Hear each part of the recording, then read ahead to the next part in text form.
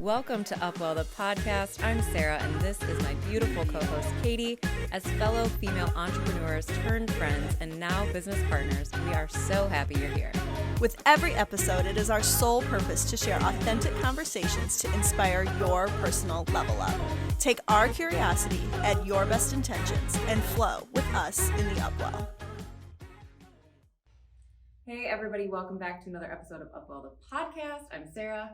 This is Katie. We're back together again this week. Yay! If you guys checked out last week's episode, Katie had her first solo, so it was super exciting. If you haven't seen it yet, you need to. It was a super powerful episode. I loved that you shared those simple daily practices that anybody can do pretty much for free and incorporate at any time to just level up their life. Yeah. My daily 5, I've been practicing it for a few years now. And it was interesting because I added them gradually to get up to the 5, and so I find that the 5 of them together is amazing. Yeah, and I like that you just said that, because then people, if they feel overwhelmed by changing or adding so many things onto their plate at one time, I think that's a good way to look at it. You know, just one step at a time, one improvement, 1% better every day. Yeah. Michael Easter, one of my favorite authors, he's got a philosophy called be a 2%er. Oh yeah. So, and 2%ers mean like taking the stairs instead of the elevator or the escalator at an airport or anywhere. And it's just like, and so I always think that, like, what can I do to be a 2%er? Like, that I can add a little bit more. That's funny that you said that, because one of my favorite speakers and authors is Ed Milet, and he just wrote a book and he talks about it all the time, but it's called The Power of One More. And essentially it's like, what can I do one more of to put me that much further ahead? So whether that's one more rep in the gym, one more ounce of water, one more, you know, whatever that is, it's like, it's just powerful to think that that one thing could be, you know, so simple, but so impactful. Yeah. And so profound for your life. Yep. Absolutely. Yep. Well, I know we had to share these with you guys because we feel like we're on the Today Show with our matchy mugs, our logo mugs. Totally loving it. If you ordered them, thank you so much. We appreciate the support. These guys are hilarious. They're just so cute. No, they're super cute, and we love them. And there'll be more coming soon. Yes, back for sale soon with some new things that you guys requested. All sorts of fun new UpWell merch. Yeah, coming soon. So be on the lookout for that. In other news, the sun is shining. I don't know if anyone is watching that is in the Midwest, but this is exciting news for me because I have been waiting 9 years. It feels like the longest winter ever, and it really wasn't bad. And I know people talk about this all the time, but I'm just glad that the sun's shining and the temperature is rising. Yeah, I didn't think that winter was bad. I felt like winter was just gray. Yeah, it's long. I always say that. I'm like, I don't think that it's been really cold or we got a ton of snow and then it was miserable, but it's long. It just feels like it started so long ago. Yeah. So here we are though. It's a little bit warmer, which is great because I think our topic today is perfect as we work our way into the warmer season and, you know, just being outside more, being more active. I just think this information today is going to be super helpful for a lot of people. Yeah, we are going to be sharing with you stuff to keep your body hydrated, keep your body feeling good, functioning good. And so in today's episode, it's electrolytes hydration. So a lot of people have heard the word electrolytes. You know, some people are like, oh, I drink Pedialyte, you know, because when babies are sick, you give them Pedialyte. And it's pretty much that same concept, but for adults. Yeah. We're no babies. We're no babies. But to specifically say what an electrolyte is, it is basically the conduit of what the electrical pulses in the body. Yeah, dissolved in water. If you think about us being electric beings, you know, if you go to the hospital and you're not feeling well, they may potentially hook you up to the heart monitor, you know, or getting an EKG, things like that. It's showing the electrical pulses in your body. So we are electric beings, we're energetic beings. So electrolytes are so crucial in almost every area of our health and well-being, from mental to physical, all of it, because they kind of are the allower, you know, they're the conduit, they're what surges the energy and the electricity through our body that allows all of our systems to perform and function optimally. And a big thing that a lot of people don't realize is how out of whack their electrolytes really are. So a lot of the ailments that people suffer from on an everyday basis, whether it's high blood pressure, low metabolism, constipation, you name it, can really be affected by your imbalance of electrolytes in the body. Yeah, definitely. And that's kind of what we're going to dig into today, is just talking about maybe how to determine if you have an electrolyte imbalance, what can cause electrolyte imbalances, and the most important electrolytes. There's obviously a lot of different minerals and electrolytes, but there's going to be some most potent ones that you guys have probably heard of, but we're going to talk about where to find those, how you can intake more of them, and just some simple ways to stay hydrated as the temperatures climb. Yeah, so the big three, which I think most people have heard of all of these: sodium, potassium, magnesium.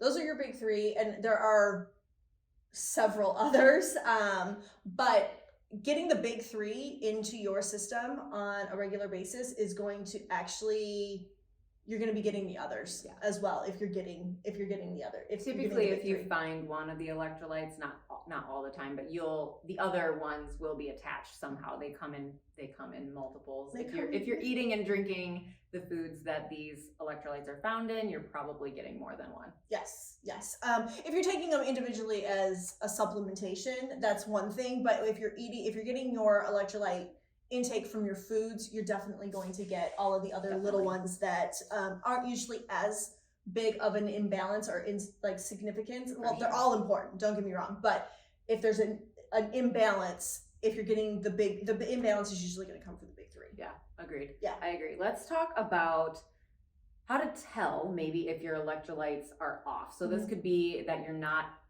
sufficiently intaking them, so you could be falling short in your daily intake of these electrolytes, or potentially sometimes overdoing it, but that's usually not the case. I want to preface this by saying we are not medical doctors.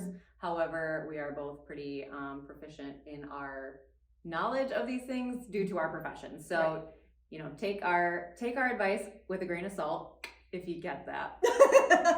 There's the joke of the day. But make sure that you're doing your own research. We always implore you. This is kind of the launching pad. We use this platform to help inspire you to take action in your own life and learn more about these things. So I just wanted to preface everything we're about to say with that. But going back to maybe some red flags or just some notifications that your body would be sending you if your electrolytes weren't optimal, and maybe you could intake a little bit more, or maybe you're on the flip side of that coin. But fluid retention is a big one. If you suffer from swelling, or even that feeling of my rings won't fit, bloated. Or you feel bloated. And I think a lot of people recognize that after they eat certain foods, or maybe after you fly, just different instances, which we'll talk more about in a second, that can cause those imbalances too. But fluid retention, headaches, anything to do with the nervous system is a big one. So this could also relate to your brain function. So if you feel foggy, if you feel moody, if you feel anxious, those are all signals too. So excessive thirst or excessive bathroom trips are a big notification. I think obviously it's your body trying to tell you you're intaking too much or not enough. Cramps of the muscle, twitches, or even weak muscles or fatigue. And I think most people experience those. I know I have woken myself up in the middle of the night with an extreme Charlie horse in my calf that you got to walk off, that you feel 2 days later. So I know people struggle with that. Bowel problems. We are going to be talking a little bit about that today. We're talking poop. We are talking poop. We're getting down and dirty. Heart rhythm irregularity, and then some bigger ones that maybe are further down the line that could be potentially an excessive imbalance or an elongated time of electrolyte imbalance would be blood pressure problems, memory loss, and even seizures. Yeah, so, and I think another one to add into that too is problems sleeping. Oh yeah, is another one that can play into it. Yeah, if, definitely. You're having a hard time either falling asleep or staying asleep, that can be something that can be related to electrolytes as well. Agreed, and I've suffered with that before. So, and I think it's important to kind of be aware of all those things that I just said, because I feel like they frequently happen to people and people don't really know what is causing them. I know so many people that suffer from cramps or headaches, or not being able to sleep, or bowel movement problems. And I think this information that we're going to share with you today is hopefully going to be helpful to those people that want to get to the root problem of some of the things that they struggle with on a frequent basis. And it's interesting that you said that because I have a book that's in my Amazon cart right now. It's called Thirsty. You're not sick, you're just thirsty. And I think that that is so true because everything that you just listed are so many things that can be, in a sense, regulated by proper hydration and proper electrolytes. We were talking before the show, and really the human body knows what it's doing. Yeah. It knows that it doesn't do anything inherently wrong. We understand that there are certain situations, right. Genetic things, people born with, different things, but autoimmune, whether, a high blood pressure, low blood pressure, a lot of different things are actually an imbalance in the body that can 100%. Be regulated. Yeah. And electrolytes is a great place to kind of start because like we said, it's the electrical conduit. It's the current of your body. So if that is out of whack, you think about plugging something in, and if you don't have enough or too much electricity, exactly what happens. It's not going to work. So your body is essentially the same. Yes. And so with that, like I said at the beginning, the big three that we have are sodium, potassium, magnesium. So if we start with sodium is, I think, one of the most misunderstood. Agreed. Cheers. It's there we go. It's one of the most misunderstood nutrients that we can get in the body. Oftentimes you hear so many people saying, oh, well, I reduced my sodium intake. Why? Is that what really, really, really why? Why would you do that? Because sodium isn't the enemy, sugar is. But we're not talking sugar today, we're talking the electrolytes. But sodium is actually one of the best things that you can do for your body in terms of regulating your body fluid, regulating muscle contractions, as well as regulating your blood pressure. Yep, 100%. And the reason that is, I'm sure many of you have probably heard of it if you've ever struggled with any heart issues or someone too, but the sodium potassium pump is, it pretty much keeps you alive. So if you're missing out on this key nutrient, on this key electrolyte, and you're not intaking enough, it's going to cause imbalances in the other areas. And they can also, when you talk about reducing sodium in intake in your diet, a lot of doctors unfortunately give that advice to people if they're having high blood pressure and things like that are probably caused because of sugar. But we'll talk about that on we'll do a whole sugar show. The sugar show. But anyway, a lot of times your sodium can be running high because the other electrolytes are imbalanced. So if you're struggling with blood pressure problems or other illnesses or ailments that could be potentially linked to high sodium, it's probably not because your intake is too high. It's because your other electrolytes are imbalanced. Right. If that makes sense. So number 2 on the list of the big 3 is potassium. So potassium also is a blood pressure regulator. Potassium and sodium kind of go hand in hand with one another. Like she just said, the sodium potassium pump is basically what keeps you alive. It reduces muscle cramps. So a proper level of potassium will reduce muscle cramps. And it also, ladies, even men, it has the potential to decrease cellulite in the body. Ooh, that one I didn't know. That's exciting. Yeah. All right, get me a potassium supplement. It does a multitude of other things, but those are 3 that I just wanted to highlight to mention that are benefits of having a proper potassium level. Definitely. Let's talk magnesium because I am a huge advocate for people taking a magnesium supplement, and I'll tell you why in a second. Me too. Katie's gonna tell us what magnesium is and what it does for the body, and then we're gonna talk about some different forms of magnesium and why it's so important and why we're missing out. Magnesium there's many, many different kinds of magnesium, but overall what magnesium does for you, it can help with sleep. As I said earlier, it helps with bowel movements. It's another blood pressure regulator, as well as bone health and metabolism. Yeah. Yes, so those are all, and again, it does other things with your brain function and heart function and stuff like that too. But those are, I think the big thing that we're seeing here is BP. Yeah, definitely blood pressure. The blood pressure regulation and making sure that you have all 3 of these in a balanced level. I agree. And another thing about metabolism, just from a trainer perspective, and anyone can take this, but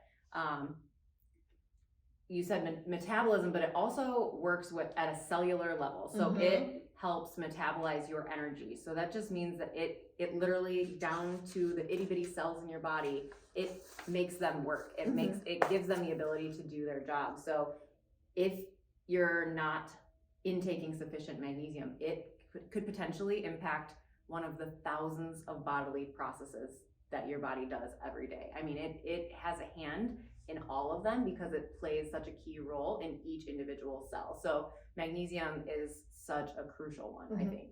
And I think magnesium out of all of these is probably the one that most people are deficient in. 100%.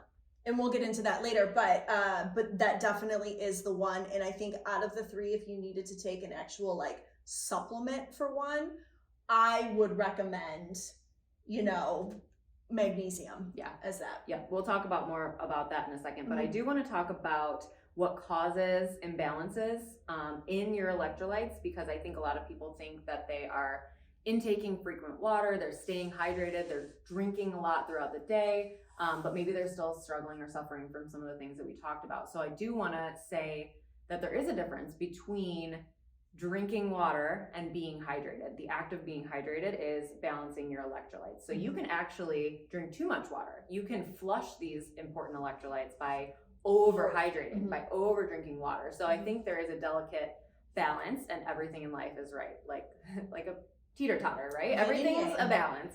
So I think that it's important to know your body, and we are going to talk more about the cues, to know if you're dehydrated or if your electrolytes are imbalanced outside of the things we already mentioned.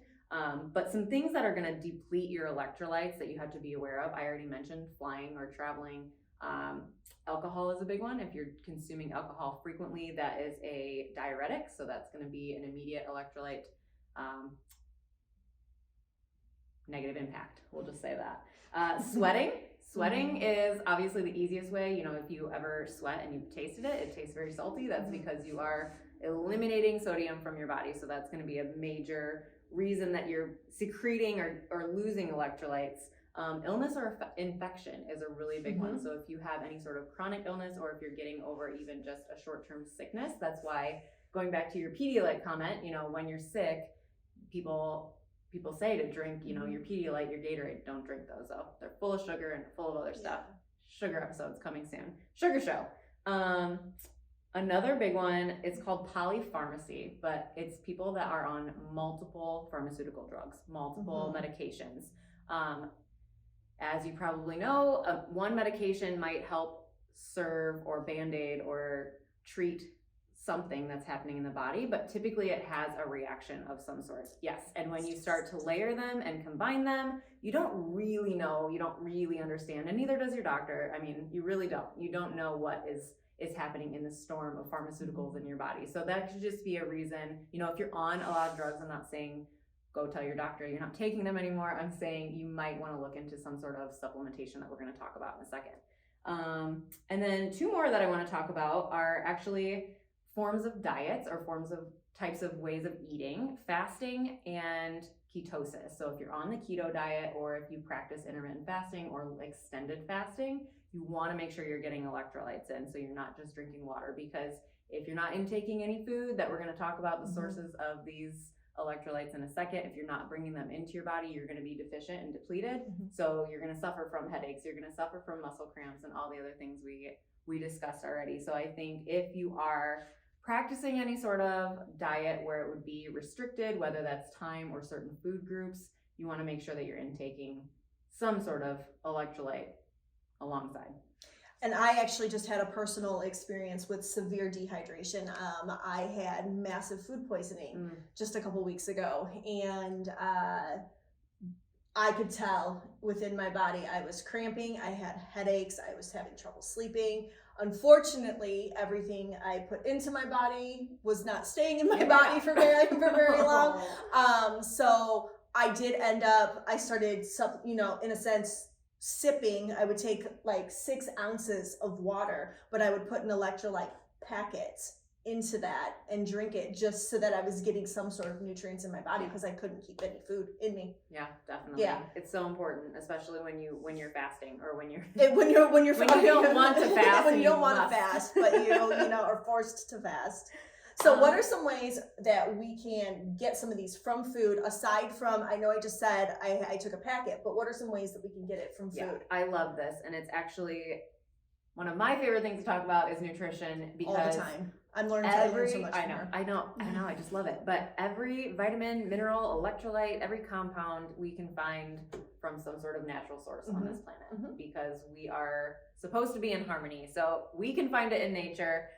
So food is our number one source when it comes to sodium, potassium, magnesium, and chloride and calcium, but we didn't touch on those. But so sodium, some of the biggest ones obviously is salt. You want to look for a good quality salt, you know, like sea salt, pink sea salt, Celtic sea salt, something like that, because those are going to have the other major electrolyte compounds right in them. It won't just be sodium. Himalayan pink salt. Himalayan, that's is the one I prefer. We also at our house have an Icelandic salt that we use.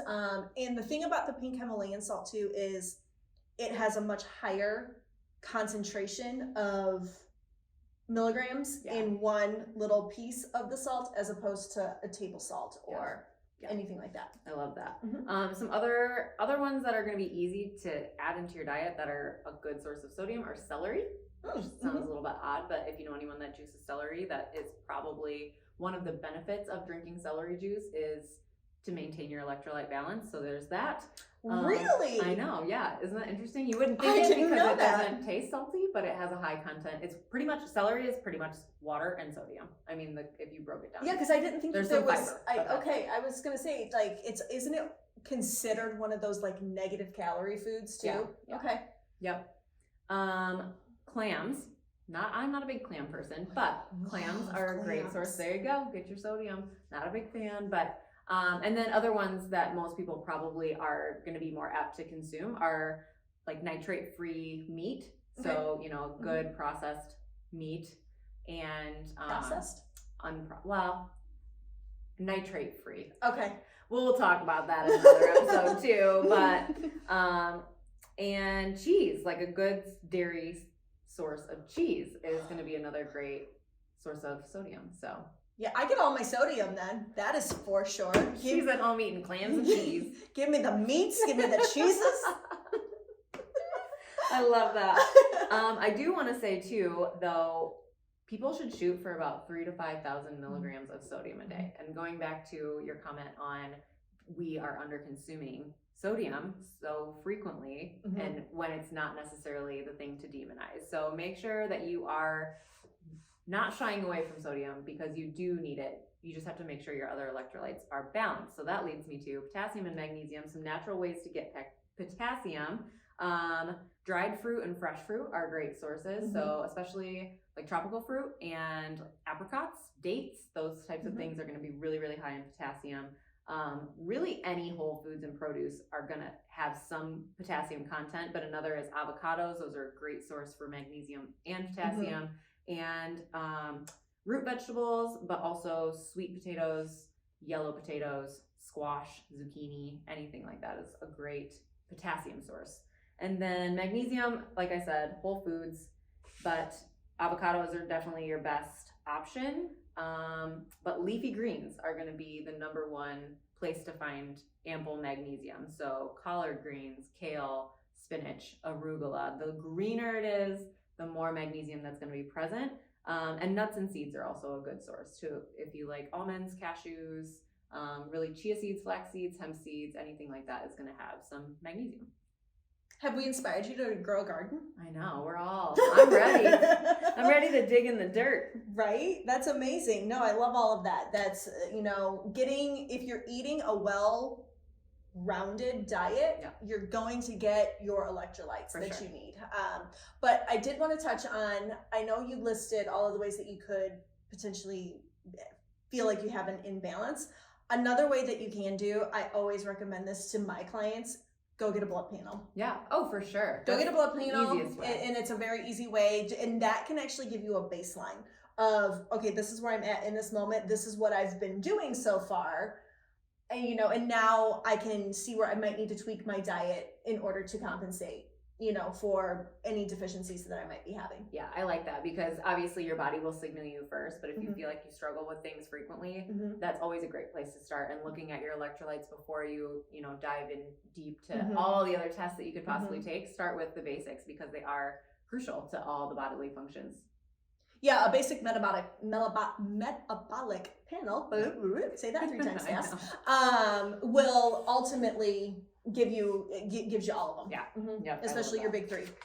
Awesome. Well, I do want to talk about water a little bit more and how we can stay hydrated and offer our listeners or viewers some of our favorite supplements.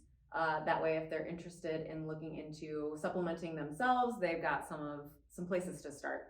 I do want to talk about, I know a lot of people filter their water, and I know many people that use a reverse osmosis filtration system in their house. So tell me a little bit more about what that does and maybe some ways that we could improve the water that we get from that system. So a reverse osmosis system is ultimately going to pull out any impurities, any pharmaceuticals, any everything from it. The con of it is that it's going to, in a sense, give you dead water. Yeah. So one of the things with a reverse osmosis system that you can do is add what's called a post filter, which will alkalize your water, because the reverse osmosis water can be very acidic in nature. And so acidity in the body is the breeding ground for diseases and illnesses. Alkaline side of things, which is what the post filter will do, is can bring your water level up to an 8.5, which then, is giving you the more balanced side of the water system. Yeah, so, and we know that like the pH of water is 7.0, but essentially a reverse osmosis system would take it to the acidic side, so it would be lower than 7.0. That's where you lose a lot of those electrolytes. So I think that the post filter would realkalize the water and essentially remineralize it along with it. Yeah. I love that. Yeah. So and reverse osmosis, you can get one, from Hague. I know somebody that can help you out there. Or you can buy them at the store. Yeah. But I always do suggest like having somebody come out, test your water, see where you're at, and and they can educate you a little bit more on what's actually in your water and all of the different crap that is in our water. Whether you're on city water, a shared well, or an individual well, your water likely needs to be filtered in some way, shape, or form. And filtered water and purified water, which you're going to get purified water from the reverse osmosis water. And filtered water is if you have like a house system. The two are very, very different. Yeah. Filtered water is not dead water. Purified water or distilled water is dead water. Oh, good to know. That's great information. And we did talk before this episode, before we started recording, that we will do a full episode on water itself because I think it's so interesting, and I think there's so much misinformation. There's just so many things that I think we should know and need to know. So I'm excited to kind of dive into that on a later episode too. And not just how it affects the body, but how it can affect your house. Yeah. As well. Your skin, your hair, everything. Yeah. Yeah, I love that. I think that'll be fun to dive into. Okay, let's talk about our favorite brands because I do want to offer some advice or some place to start if you're looking to bring in some more electrolytes. Obviously, we talked about all the food sources that you could naturally intake some more of your sodium, potassium, and magnesium. But I want to share some easy, simple things that you can add to your water. And then Katie's going to share a couple simple hacks that you can follow through on just to make sure that you're staying hydrated throughout the day, especially as, like I said, temperatures start to climb. We're getting a little bit more active and it's getting warmer out. So hydration is going to be key for a lot of people. So I am a big fan of a brand called Element. It's spelled LMNT. I love them because it's got all your daily magnesium, sodium, and potassium. They're flavored with natural made from the fruit. There's no excess sugar and there's no stabilizers or anything fluffy in there. It's just purely the electrolytes, and you can easily add it to your water. They come in, I think, 12 different flavors now. You just add it in, carry it with you, drink it, pre or post workout or throughout the day. Drink it in the morning when you're most susceptible to dehydration because you've been sleeping all night. But yeah, Element is probably my favorite brand, and we are going to link our brands in the show notes. So if you guys are interested, that link is there for you guys to shop as well. Yes. My favorite brand that I like to use is called Trace Minerals. I have a couple of packets here with me. I really like the grape one. That one's probably one of my favorites. And again, it doesn't have any of the garbage in it. It has 1 gram of sugar, and that's only from real sugar. The real sugar of the, and it's not even like added sugar. It's from it's because it's great. Fruit, it's from the fruit. And then my other one that I really like is called the Power Pack, and because it has the immunity. So this one has vitamin C as well as elderberry in it as well. So this one is lemon berry, and again, only 1 gram of sugar, basically from the fruit. Yeah, as well. These are my favorites that I like, and they have all of your electrolytes in them. Yeah, and going back to why we enjoy those brands and them being sugar-free pretty much is, you know, we were talking about Pedialyte and Gatorade. There are other electrolyte drinks out there, but if they are colored, if they are blue, red, you know, bright purple, things that aren't, you know, you can't go pick a plant and it look that vibrant and it's that sugary. I mean, next time you walk past a Gatorade or you drink a Gatorade, I hope you don't, but pick it up and look at how many grams of sugar is in that Gatorade. It's absurd. And I know that you can get the 0 ones, but the 0 ones, it's that, to me, that's more of a marketing ploy. Yeah. It's just fake sugar. It's fake sugar that's in there, that can say that there's no sugar in there. And I've learned that natural flavors, like anything that says natural flavors, can have upwards of 100 synthetic things that are made in a factory. Yeah. That are just listed as natural flavors. They can umbrella. The gross thing, we can do a whole episode about this too, but the gross thing about the food industry itself is that when it's umbrellaed like that, it can be like thousands of chemicals, and they don't have to, there's no discernment. They don't have to be upfront or transparent about any of those things. As long as it falls under this category, they can just smack that label on there. So again, just use your best judgment if you're shopping for an electrolyte supplement. Make sure that it's purely the electrolytes, maybe some additional vitamins and minerals, but there's not a ton of sugar. There's no artificial or natural flavors, preservatives, colors, especially like blue, red, you know, yellow, 5, all those numbers and colors. Avoid those at all costs. You're going to find those in most of the marketed electrolyte drinks that are bottled. So look for a packet. You're probably a lot safer with a powder than you are something that's pre-packaged too. I think that's an easy way to kind of decipher. Not always, but. Yes. So we've given you these, but just to kind of give like an overview of like just some recommended quote unquote amounts that you could do. Sarah said, you know, with sodium, 3,000 to 5,000 milligrams a day, but you might need more if you're sweating or if you're pooping a lot. Yeah. Like if you're, you know, like I said, I had some food poisoning, and so, or you're throwing up a lot, you know, you're going to be dehydrated. So you might need to up your sodium intake a little bit there. With potassium, the fun thing about potassium is that if you're getting it from food, your potassium level is going to be pretty much fine if you're getting enough sodium in your diet. Yeah. The two, like we said earlier, go kind of hand in hand with each other. So that one, if you have too much of that one, that can be a very dangerous situation. But if you get way too low on that one, that can also be a very dangerous situation. To where, you know, you definitely want to make sure you kind of use the big 3 as a little happy little married throuple of sorts. That's exactly it. And then the last one is magnesium.